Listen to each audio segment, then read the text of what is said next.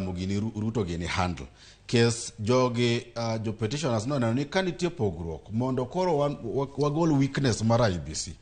mondo okonyo e kes ni nyaka wakel commissioners mano balgi kaka respondent mabegi motio kesi nano ka ng'ato ka justice nyanga wuoyo to wacho maleng manotimore makadi su IBC kende to dok yudo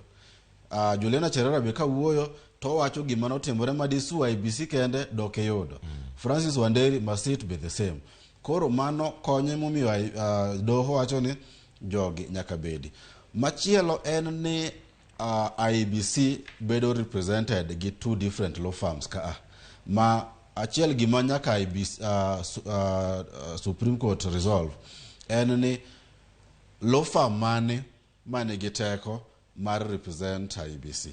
kes Chebukati no kawo law firm moro mawacho ni gine magi gichung ne IBC commissioners gi be nowacho ni gin gi majority ma gibedo piny bura mokwongo giwacho ni gi invite Chebukati procedurally any meeting kitimo na gikela notice ma gibedo piny to ni Chebukati gini notamore dhi kaso giwalo law firm iluongo ni Isa and Company Advocates ma ochung ne IBC Isa and Company Advocates kochung ne IBC to gin gi zero petition ma giwacho nyaka ni election obed nullified law firm machielo mar Chebukati mobiro koni to wacho ni gin gi pingo koro gima doho nyaka ng'e mokwongo kapok gidhi mbele en ni to law firm mane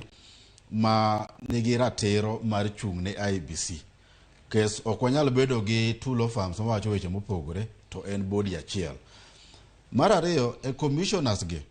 nikech gibedo sued individually ng'ato ka ng'ato nigi lawyer mare gimbe gina gi ratichgi mar ng'ato ka ng'ato wuo kanyo king'iyo historia mar duol matayo yiero kata IBC